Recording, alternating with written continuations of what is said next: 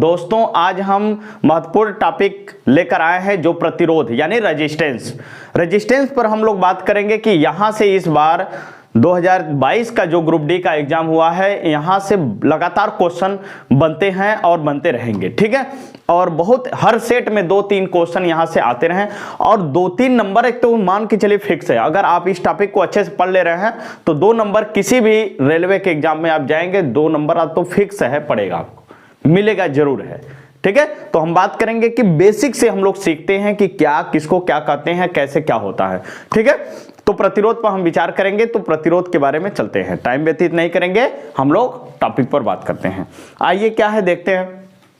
प्रतिरोध यानी रेजिस्टेंस, पहले तो हम क्या कहते हैं, प्रतिरोध या उसको बोलते हैं रेजिस्टेंस, ठीक, इतना तो आप समझ लीजिए। उसके बाद अगर हम कहें कि इसको तार में या कहीं ऐसे बुक में सवाल दिया है तो इसको कैसे देखते हैं या कैसे प्रदर्शित किया जाता है, तो आप देख रहे हैं इसका संरचना, ठीक है। इस तरीके से पहले हम बात करेंगे। तो प्रतिरोध होता क्या है, तो वास्तव में जो प्रतिरोध होता है किसी चालक में जो धारा का प्रवाह होता है, किसी चालक में जो धारा का प्रवाह होता है उसका विरोध करता है या उसी तार में उत्पन्न होता है, विरोध करता है करंट का, वही आपका क्या कहलाता है, प्रतिरोध। यानी वाक्य लिखे हैं क्या, किसी चालक का वह गुण जिसके कारण वह उसमें प्रवाहित होने वाले वैद्युत धारा के प्रवाह का विरोध करता है, चालक का वैद्युत प्रतिरोध कहलाता है। इसे कैपिटल आर से प्रदर्शित करते हैं। जो हम लाइन बोले हैं एकदम कंसेप्ट क्लियर होना चाहिए।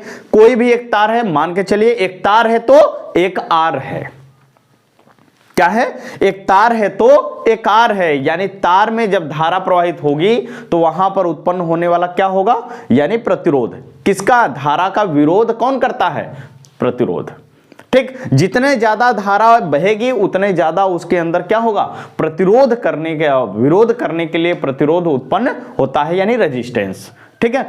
कभी आप देखे होंगे कुछ टीवी वगैरह या ट्रांजिस्टर वगैरह होता है तो उसमें टूटा होता है तो उसके प्लेट पर छोटे छोटे गुंडी जैसा बनाया रहता है, उसको बोलते हैं रेजिस्टेंस। उसकी कैपेसिटी अलग अलग होती है, ठीक है। तो कम धारा को रोकने के लिए कम प्रतिरोध वाला लगाते हैं, ज्यादा को रोकने के लिए ज्यादा प्रतिरोध बड़ा लगाते हैं, ऐसे ही सिस्टम में लगे होते हैं, ठीक है। तो आगे हम बात करेंगे कि इसे कैपिटल आर से प्रदर्शित करते हैं। इसको परिपथ में कैसे प्रदर्शित करते हैं, परिपथ में जैसे यहां पर लिखा हुआ है, यहां आर लिखा हुआ है, क्या है, आर लिखा हुआ है, यानी ए और बी, ए और बी उनके बीच ये रेजिस्टेंस जोड़ दिया गया। तो इस तरीके से जब दिखाया गया है तो वहां पर क्या है, प्रतिरोध लगाया गया है, ठीक है। अब आगे हम पढ़ेंगे कि प्रतिरोध किस क्रम में लगाया जाता है या 2 तरीके से जोड़ा जाता है। इसको हम प्रतिरोध को 2 तरीके से जोड़ते हैं, तो आगे हम बात करेंगे, ठीक है। तो पहले तो ये प्रतिरोध है, इसको हम क्या बोल देते हैं, प्रतिरोध, प्रतिरोध। इस वाले लाइन को क्या बोलेंगे, ई भी तो प्रतिरोध ही है, लेकिन ई कैसा प्रतिरोध है, यहां पर ए और बी के बीच में यहां पर देखें हम लोग क्या मिला हमको, प्रतिरोध। यहां पर भी क्या है, प्रतिरोध, लेकिन वह वास्तव में है क्या, ये भी तो प्रतिरोध ही है, ये वास्तव में है क्या, तो क्या बोलेंगे हम इसको, परिवर्ती प्रतिरोध। क्या बोलेंगे, परिवर्ती प्रतिरोध बोलेंगे इसको, परिवर्तित प्रतिरोध, प्रतिरोध बोलेंगे, ठीक, प्रतिवर्ती प्रतिरोध। जैसे मान के चलिए एक क्या है, एक समझने के लिए क्या है कि प्रतिरोध इसको बोलेंगे और यहां पर तीर लगा दिया गया। आपको ध्यान देना है, जब एक नॉर्मल दिल बनाया जाता है, संरचना दिल का, तो वह मान के चलिए एकदम दिल है, सिंगल है, ठीक। अगर यही उसी में से तीर लगा दिया गया यानी बदल गया दिल, क्या हुआ, बदल गया दिल, यानी इस तरीके का दिल है, इस तरीके का, तो इसमें ये नॉर्मल है, सिंगल है, अगर इसी में तीर लगा दिए तो हम क्या हो गया, यानी दिल बदल गया, 2 टुकड़े में हो गया, यानी क्या हुआ, दिल बदला हुआ, परिवर्तित दिल है। यानी उसी तरीके से यहां पर क्या है, रेजिस्टेंस, रेजिस्टेंस क्या है, सिंगल है, इस तरीके का है, जब इसमें तीर लगा दिया जाएगा तो वहां पर क्या हो जाएगा, परिवर्तित प्रतिरोध बोला जाएगा, ठीक है। कंसेप्ट क्लियर है ना। यहां पर इस तरीके से रहेगा, किसी सर्किट में इस तरीके से जुड़ा होगा तो वहां पर आप कहेंगे प्रतिरोध। अगर ऐसे दिखाया जाएगा यानी परिवर्तित प्रतिरोध, यानी प्रतिरोध में परिवर्तन हो रहा है, ठीक। आगे हम बात करेंगे प्रतिरोध का मात्रक क्या, प्रतिरोध का सूत्र यानी प्रतिरोध बराबर विभवांतर बटे धारा होता है। प्रतिरोध को किसे डिनोट करते हैं? कैपिटल आर से। विभवांतर को किसे डिनोट करते हैं? भी से। जब हम ओम का नियम पढ़ेंगे तब वहां पर हम पढ़ पाएंगे कि भी क्या है और आर क्या है, आई है, इनमें रिलेशन कैसे बना। ठीक, ओम का नियम टॉपिक लेकर आएंगे तो उस पर हम बात करेंगे। तो यहां पर क्या हुआ? प्रतिरोध बराबर विभवांतर बटे धारा, यानी आर बराबर भी बटे आई। भी बटे आई, या हम इसको यहां पर लिख सकते हैं क्या? यहां पर लिख सकते हैं भी इक्वल आई इंटू आर। ठीक, इस तरीके से, या हम इसी को यहां पर बोल देते हैं भी प्रोपोर्शनल आई, यहां पर ऐसे भी बोल दिए। ठीक, यहां पर हो गया। जब इस रेजिस्टेंस को हटाते हैं, यहां पर इस डायरेक्टली प्रोपोर्शनल को हटाते हैं, तो यहां पर ई आर आ जाता है। ई आर क्या है? एक नियतांक है, कांस्टेंट है। तार में वैद्युत धारा के चैप्टर में ये क्या है? आर कांस्टेंट है। ठीक है, क्योंकि वह धारा का विरोध करता है। आगे हम बात करेंगे प्रतिरोध कैसी राशि है। तो प्रतिरोध कैसी राशि है? तो प्रतिरोध हमारा क्या है? अदिश राशि, स्केलर क्वांटिटी, यानी स्केलर है क्योंकि इसके अंदर क्या है? धारा, वैद्युत क्या है? प्रतिरोध तो क्या है? अदिश। लेकिन आपसे कभी क्वेश्चन पूछ दे कि वैद्युत धारा कौन सी राशि है, उसके पास दिशा व परिमाण होते हुए भी क्या है? वह दिशा व परिमाण होते हुए भी वह क्या है? अदिश राशि, वैद्युत धारा।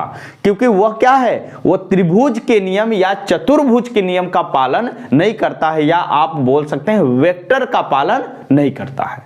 जब वेक्टर मतलब सदिश का पालन नहीं करता है, उसको हम क्या कह देते हैं? अदिश राशि कह देते हैं।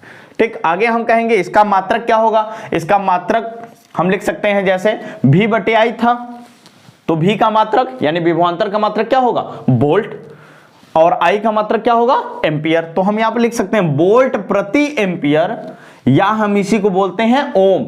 ओम का सिंबल क्या है? यहां पर इस तरीके से बनाया जाता है, यानी जैसे लिख दिया सवाल में आपको 5 ओम, तो 5 लिखेगा, ऐसे लिखेगा। ओम न लिख के ऐसा संरचना बना देगा, तो इसका मतलब आपको पता होना चाहिए कि यह क्या दिया है? रेजिस्टेंस सवाल में दिया हुआ है। ठीक, आगे बात करते हैं। यहां पर यह हुआ। अन्य मात्रक इसके कैसे कैसे होते हैं?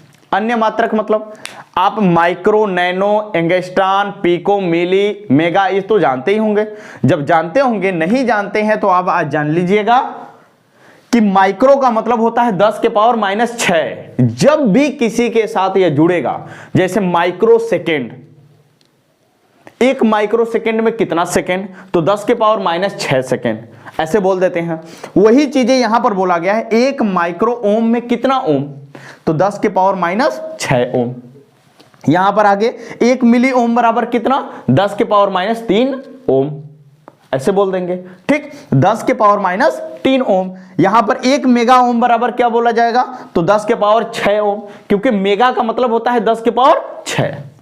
10 के पावर 6 मेगा का मतलब होता है, इसलिए यहां पर लिख दिया गया 1 मेगा ओम बराबर 10 के पावर 6 ओम।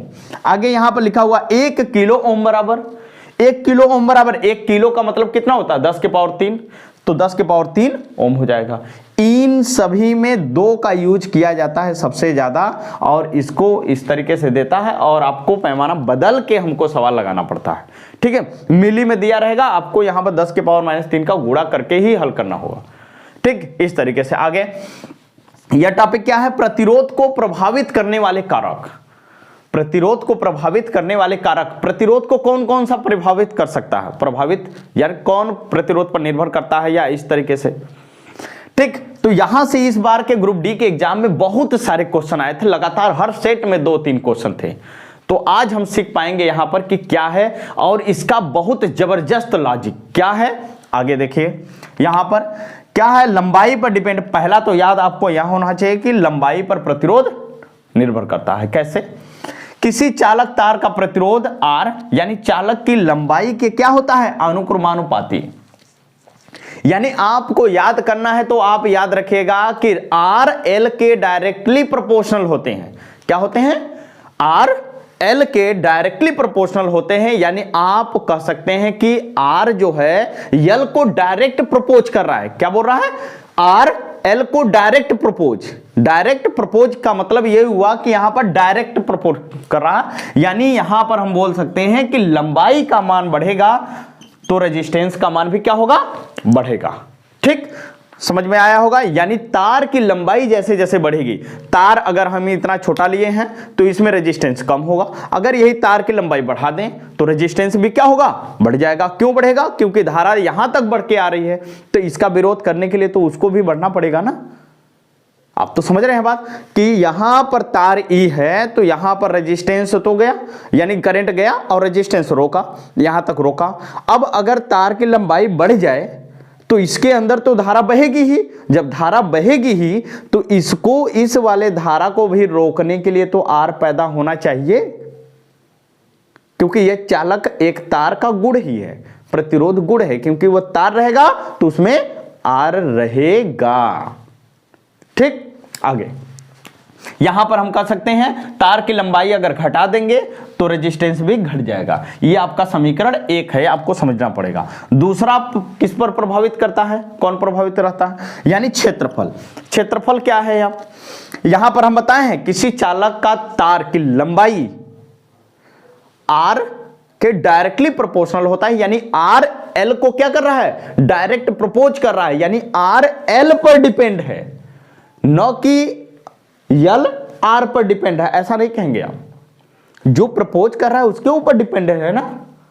तो लंबाई के ऊपर कौन, आर, यानी जितने तार की लंबाई बढ़ेगी उतने ही रेजिस्टेंस तार का बढ़ेगा। ठीक है, अब आगे हम बात करेंगे क्षेत्रफल की बात करेंगे। तो क्षेत्रफल पर हम बात करेंगे तो किसी चालक तार का प्रतिरोध आर चालक के क्षेत्रफल ए के व्युत्क्रमानुपाती होता है, यानी इनडायरेक्टली प्रोपोर्शनल होता है। प्रतिरोध क्षेत्रफल के कैसे है, इनडायरेक्टली प्रोपोर्शनल, यानी इनडायरेक्टली प्रपोज कर रहा है। इनडायरेक्टली प्रपोज यानी दूसरे से कह के प्रपोज करना है, यानी इसको हम कहेंगे क्या, इनडायरेक्टली प्रपोज। यानी यहां पर ए का मान जब बढ़ेगा यानी आर का मान क्या होगा, घटेगा। यानी जैसे एग्जांपल में एक तार हम इतना मोटा दे रहे हैं, इसका क्षेत्रफल ए है, एक तार हम दे देते हैं इतना मोटा तो इसका क्षेत्रफल इतना हो जाता है। तो पूछ सकता है कि किस तार का प्रतिरोध ज्यादा होगा, तो किस तार का प्रतिरोध ज्यादा होगा, पतले तार का प्रतिरोध क्या होगा, ज्यादा होगा, क्योंकि क्षेत्रफल कम है तो प्रतिरोध क्या होगा, ज्यादा। क्षेत्रफल कम तो प्रतिरोध ज्यादा, क्षेत्रफल ज्यादा तो प्रतिरोध कम। क्षेत्रफल इसका ज्यादा है तो प्रतिरोध इसका क्या होगा, कम होगा। इसका क्षेत्रफल कम है तो इसका प्रतिरोध क्या होगा, ज्यादा होगा। ठीक है, यानी आर जो है इन दो बातों पर डिपेंड किया, यानी लंबाई और क्षेत्रफल पर। लंबाई डायरेक्टली प्रपोज कर रहा है, इनडायरेक्टली किसको प्रपोज कर रहा है, यानी क्षेत्रफल को। ठीक, ये 2 पॉइंट है और इन दोनों को हम क्या करते हैं, दोनों समीकरण को जब मिला देते हैं तो समीकरण को जब मिलाएंगे तो आर प्रोपोर्शनल एल अपान ए हो जाएगा। क्या हो जाएगा, आर प्रोपोर्शनल एल अपान ए हो जाएगा। और इस प्रोपोर्शनल को जब हटाते हैं तो एक नियतांक आ जाता है। क्या आता है, एक नियतांक। तो आर बराबर रो इंटू एल बटे ए लिख देते हैं। क्या बोले, R equal rho into L बटे ए, और रो यहां पर है क्या वास्तव में, तो हम इसका नाम लिख देते हैं क्या, विशिष्ट प्रतिरोध। क्या नाम बोलते हैं, विशिष्ट प्रतिरोध, स्पेसिफिक रेजिस्टेंस इसको बोलते हैं। स्पेसिफिक रेजिस्टेंस या विशिष्ट प्रतिरोध, या इसी का नाम बोल देते हैं प्रतिरोधकता। प्रतिरोधकता, प्रतिरोधकता, विशिष्ट प्रतिरोध या प्रतिरोधकता इसको बोलेंगे, किसको, रो को। क्या बोलेंगे हम इसको, रो बोलेंगे। ठीक, इस तरीके से जानते हैं। अब हम बात करेंगे कि जब यहां ए है तो हमारा ये कैसे तार है, यानी इसका वृत्ताकार एक पार्ट होगा। तो जब वृत्ताकार पार्ट होगा तो उसका वृत्त का क्षेत्रफल क्या होगा, पाई आर स्क्वायर। तो यहां एक जगह हम आगे बढ़ा दिए क्या, आर बराबर क्या हो जाएगा, रो इंटू एल बटे पाई आर का स्क्वायर। ठीक, इस तरीके से हो गया। तो आगे हम बात करते हैं, इसको पहले रब करते हैं। पहले आप इसका स्क्रीनशॉट ले लीजिए, फिर उसके बाद हम रब करते हैं, फिर इसके बाद हम और फार्मूला तरीके बताते हैं और कैसे क्वेश्चन आते हैं, एक क्वेश्चन बताएंगे आपको। ठीक है, चलिए, हाँ चलिए आइए देखिए इसमें क्या है कि R इक्वल क्या था, R equal rho into L बटे क्या था, ए, या तो हम इसको लिख सकते थे R equal rho into L बटे क्या लिखेंगे हम यहां पर, पाई आर का स्क्वायर। ठीक, अब इस पे सवाल कैसे आता है, यानी जब सवाल कहेगा कि एक तार का प्रतिरोध क्या है, एक तार का प्रतिरोध कितना दिया है, यानी 4 ओम दिया, इसका क्षेत्रफल क्या है a, इसकी लंबाई क्या है l, बोल दिया सवाल बोला, प्रश्न क्या है, क्वेश्चन बोल दिया कि एक तार है जिसकी लंबाई l, उसका क्षेत्रफल a, उसका प्रतिरोध कितना दिया है 4 ओम। अब कहा कि दूसरा कोई तार है, इसका क्षेत्रफल क्या कर दिया, बढ़ा दिया, इसकी लंबाई क्या कर दिया, घटा दिया। तो अब ये पूछ रहा है कि इस तार का प्रतिरोध क्या होगा, अब इस तार का प्रतिरोध क्या होगा। तो इस तरीके से जब सवाल पूछा तब हम क्या करेंगे, तब सवाल इसी तरीके से हम लगा देंगे, यानी R बराबर क्या लिखेंगे, रो इंटू L बटे क्या लिखेंगे A। जब इतना था, तार का क्षेत्रफल A था तो A लिखेंगे, लंबाई L था तो L लिखेंगे, रो तो विशिष्ट प्रतिरोध ना, पदार्थ के लिए वो है, पदार्थ की प्रकृति के लिए कि मतलब किस पदार्थ का है, ठीक है, पता चले। तो यानी विशिष्ट प्रतिरोध नहीं बदलेगा, वैसे ही रहेगा क्योंकि वो पदार्थ की प्रकृति को बताता है। यानी R कितना दिया है पहले में 4, तो यहां पर लिख देंगे 4 बराबर रो इंटू L बटे A। इस समीकरण क्या हो जाएगा 1 मेरा। आगे अब इसका हम निकालेंगे, तो इसका तो हमको पता नहीं है, तो R डैश मान लेंगे, तो R डैश इक्वल क्या हो जाएगा यहां पर मेरा, यहां पर हो जाएगा रो, तो सेम ही है, वही तार है पदार्थ का। तो यहां पर लंबाई क्या हो गया इसका, लंबाई, लेकिन इसका हो गया क्या बटे, यानी आधा हुआ। तो उसका क्षेत्रफल क्या है, क्षेत्रफल उसका हम एक जगह क्या लिख देंगे, वहां पर 2 है, तो इसको हम लिख सकते हैं रो इंटू L बटे क्या लिखेंगे A इंटू 1 बटे क्या लिखेंगे 4, क्योंकि 2 दूना 4, 1 बटे 4 लिख देंगे हम यहाँ पर। आगे R डैश का मान कितना हो जाएगा, क्योंकि E इतना क्या, समीकरण 1 से हम मान देख लेते हैं, तो इतना के इक्वल कितना है 4, तो 4 इंटू क्या लिखेंगे 1 बटे 4, तो 4 से 4 कट जाएगा तो कितना आ जाएगा 1 ओम। यानी यहां पर क्या किया गया, तार लंबा जितना था उसका रेजिस्टेंस उसी के हिसाब से था, यहां लंबाई में कमी कर दिए, क्षेत्रफल बढ़ा दिए। जब क्षेत्रफल बढ़ जाएगा तो उसका क्या हो जाएगा, प्रतिरोध कम ना होगा। जब प्रतिरोध कम हो जाएगा तो कितना कम हुआ, पहले के अपेक्षा प्रतिरोध कितना हुआ 1 हो गया, अब यानी कम हो गया। यानी क्षेत्रफल बढ़ने से प्रतिरोध कम होगा, लंबाई बढ़ने से प्रतिरोध बढ़ेगा, लंबाई घटने से प्रतिरोध घटेगा, क्षेत्रफल बढ़ने से प्रतिरोध घटेगा। ठीक, इस तरीके से कंसेप्ट पे एक सवाल है। इसी में एक और फार्मूला आता है, जैसे हम बता देते हैं कि R बराबर होता है क्या, रो इंटू L का स्क्वायर कर देते हैं, A इंटू L कर देते हैं, ऊपर नीचे क्या कर दिए हम, L का गुणा कर दिए, तो हमारा इतना बन गया। आगे हम इसी को हम लिख सकते हैं क्या, रो इंटू L का स्क्वायर, यहाँ इसको क्या लिख सकते हैं, आयतन लिख सकते हैं, क्योंकि आयतन बराबर क्षेत्रफल गुणित ऊंचाई या लंबाई कर दीजिए आप, तो यहाँ पर इस तरीके को हुआ। तो आयतन बराबर इतना है, तो इतना की जगह हम आयतन रख लिए, इतना हो गया। अब भी बराबर क्या होता है,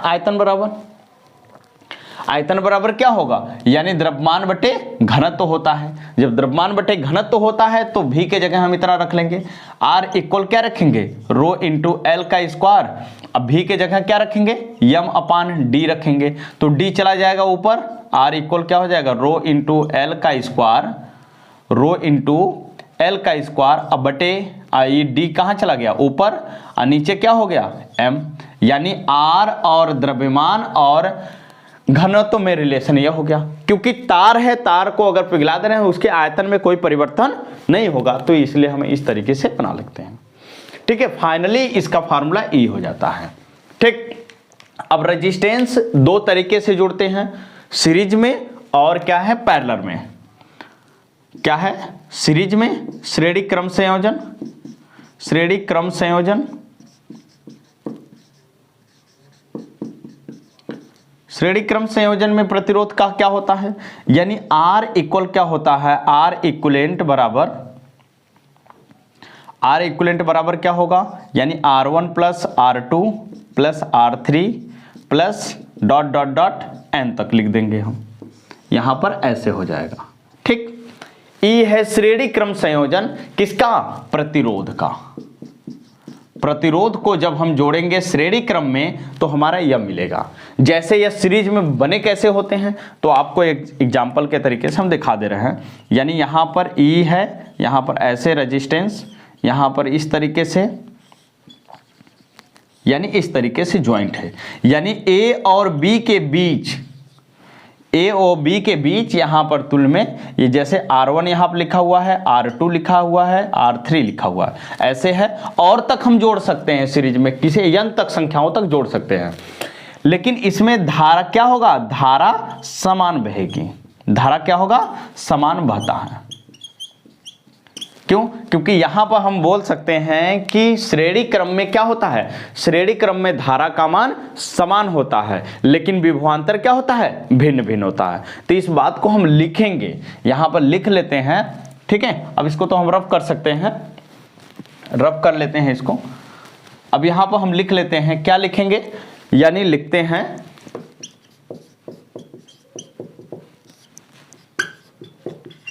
श्रेणी संयोजन में, श्रेणी संयोजन में प्रतिरोध में धारा समान बहती है, समान बहती है, लेकिन विभवांतर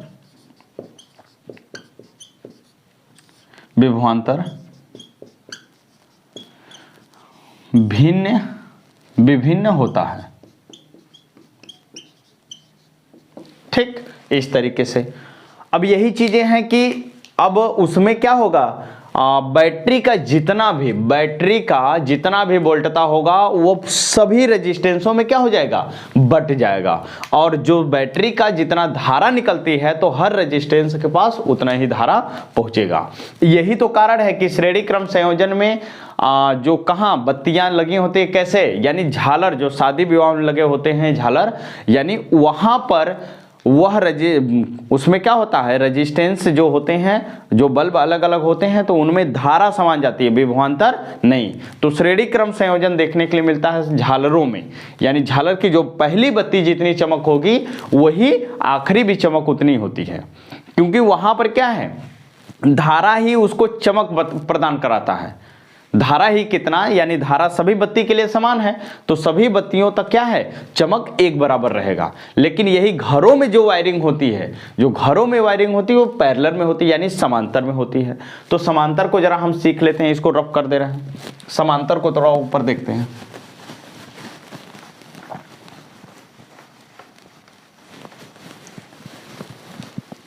ठीक है, समांतर क्रम क्या होता है,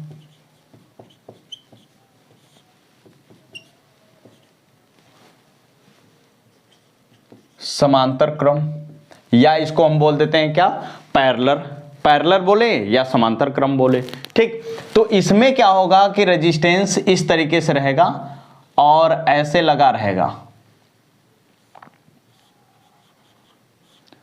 ठीक, इस तरीके से, यानी ऐसे ज्वाइंट रहेगा, यानी एक दूसरे के क्या है, यहां पर करंट ये प्लस टर्मिनल ही माइनस, हमेशा बैटरी जो जुड़ती है तो प्लस टर्मिनल से करंट बहना चालू होता है और माइनस पर फिर से विलुप्त हो जाती है। यहां पर करंट क्या हो जाएगी, अलग अलग, लेकिन यहां पर फिर से करंट क्या हो जाएगा, सेम। यहां करंट सेम है लेकिन यहां पर बीच में क्या हो जाएगा, अलग अलग, यानी रेजिस्टेंस R1 R2 जोड़ दिए हैं तब के लिए। ठीक, तो यहां पर हम इसका तुल्य प्रतिरोध लिखते हैं तो 1/R इक्विवेलेंट बराबर क्या लिखेंगे हम, 1/R1 plus 1/R2 plus 1/R3 plus dot dot dot n तक लिख देंगे, यानी जब हम इस तरीके से करेंगे तब। ठीक, यहां पर विभवांतर क्या होता है, इसमें विभवांतर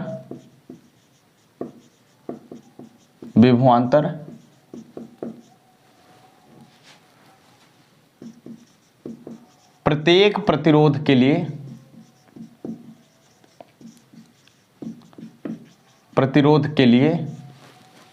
समान होता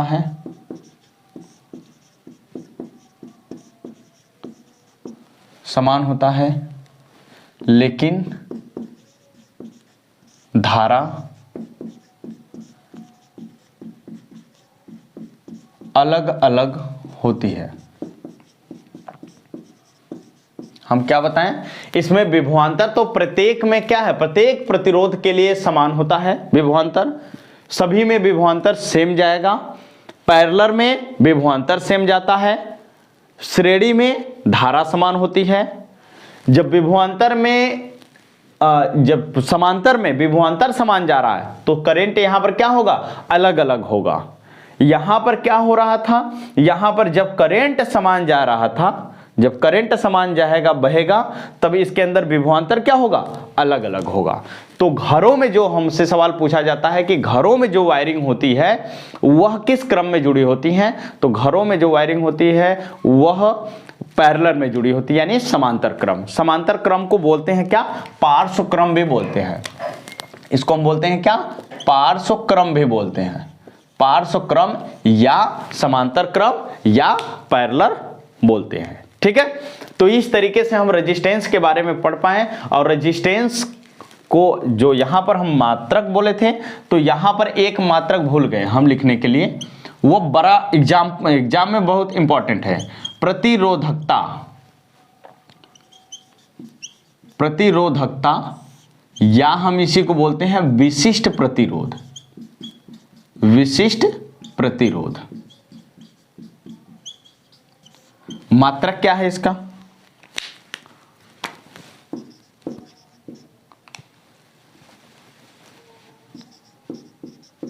इसका मात्रक ओम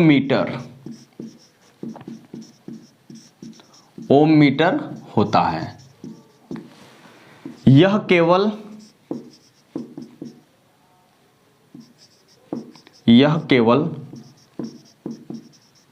पदार्थ की प्रकृति पर निर्भर करता है।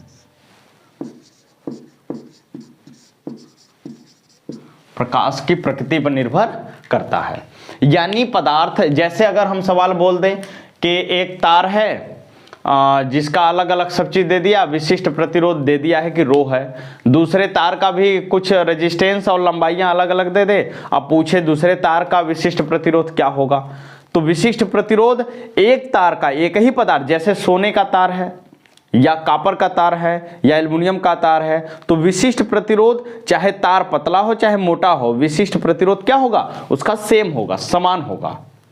ठीक है, उसका विशिष्ट प्रतिरोध क्या होगा, समान होगा। तो ठीक है, रेजिस्टेंस के बारे में हम इतने क्वेश्चन पढ़े और बाकायदे बेसिक चीज़ों को सीखने का प्रयास किए। उम्मीद कर रहे हैं कि इस वीडियो में आप काफ़ी चीज़ों को समझ पाए होंगे। अगर आपको चीज़ें नहीं डिफ़िकल्ट लग रही है तो आप इसको एक दो बार वीडियो और आप देख सकते हैं, तो आपको हो सकता है कि अच्छे से समझ में आ जाए। जो चीज़ें नहीं समझ में आ रही है, आप जरूर है कि कमेंट करिए कि सर हमको ये चीज़ें नहीं समझ में आ रहा है, फिर से आप किसी वीडियो में इसको थोड़ा सा चर्चा फिर से कर दीजिए, तो हम फिर से कोशिश करेंगे कि उस वीडियो पर, उस टॉपिक पर और अच्छे से और हम अच्छे तरीके से आपको बता दें। ठीक है, तो ये वीडियो देखने के लिए आपको धन्यवाद सभी लोगों को तहे दिल से। और मेरा रिक्वेस्ट यही है कि आप इस वीडियो को ज़्यादा से ज़्यादा लोगों को शेयर करिए, दोस्तों, मित्रों, भाई बहन सभी के पास ये वीडियो जाए। और जितने भी कंपटीशन आप एग्जाम देने के लिए तैयार हो रहे हैं, उस सब कंपटीशन में क्या है, सभी कंपटीशन में यहाँ से क्वेश्चन आते रहते हैं। इस पर न्यूमेरिकल जब हम लोग हल करेंगे, जब टेक्नीशियन की लोको पायलट की वैकेंसी एकदम आ जाएगी पास में, तब हम न्यूमेरिकल हल करना चालू कर देंगे। ठीक है, अभी तो थ्योरी अच्छे से पढ़ ले, कंसेप्ट सीख ले, कंसेप्ट सीखे रहेंगे तभी हम लोग न्यूमेरिकल के बारे में समझ पाएंगे, जब न्यूमेरिकल लगवाएंगे तब।